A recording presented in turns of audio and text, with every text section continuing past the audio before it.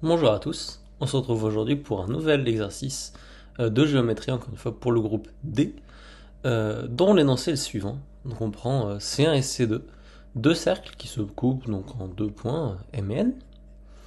Ensuite on prend une tangente commune aux deux cercles, et donc on suppose que cette tangente c'est celle qui est la plus proche de M.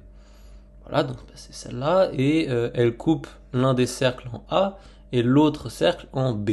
Ensuite, donc on prend la parallèle à droite AB qui passe par M et qui intersecte donc nos cercles en C et en D, et également les droites AN et BN en P et en Q. Et maintenant en plus, on a que les droites AC et BD se coupent en E, et l'idée c'est de montrer que EP est égal à EQ. Je vous laisse essayer de chercher, l'exercice c'est pas facile, j'ai bientôt donné une indication.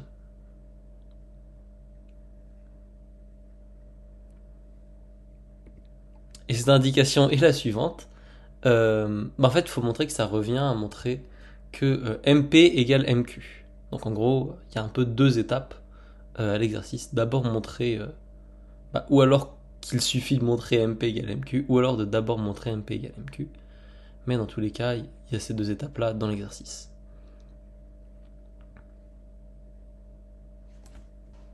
La première étape, c'est, comme dans pas mal de problèmes de géométrie, de faire une chasse aux angles. Ici, on a plein de cercles, on a des parallèles.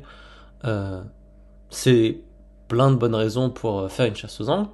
Et ici, ça marche très bien. On a même une tangente commune. Et en fait, on montre qu'il y a plein d'angles qui sont égaux. Donc tous les angles en rouge sont égaux. Tous les angles en bleu sont égaux. Vous êtes grand, vous pouvez le montrer tout seul. C'est relativement facile. Juste angle tangentiel, parallèle, angle inscrit, voilà, des choses comme ça. Et en fait, cette chasse aux angles, elle est très sympathique. Parce que, en fait, nos triangles EBM et EAM, ils sont isocèles. Donc EB égale BM, EA égale AM, autrement dit, EM est la médiatrice de AB. Autrement dit, on a un angle droit ici. Et vu que AB est parallèle à CD, on a également un angle droit ici. Et donc ça, c'est vraiment très chouette, puisqu'on peut alors utiliser le théorème de Pythagore, qui nous dit que EQ carré est égal à EM carré plus MQ carré, et de même EP carré est égal à EM carré plus MP carré.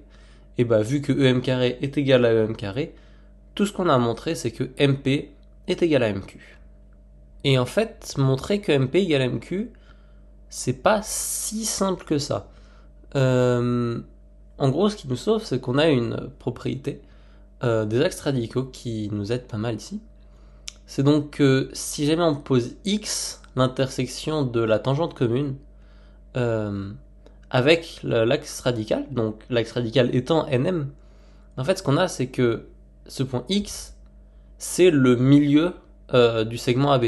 Pourquoi ? Parce que la puissance de x par rapport aux deux cercles est la même, et la puissance de x par rapport à l'un des cercles c'est xa carré, et par rapport à l'autre cercle c'est xb carré.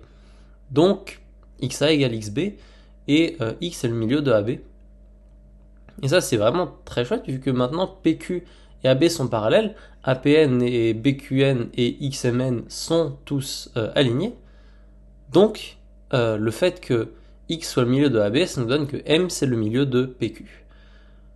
Autrement dit, MP égale MQ et on a fini en fait.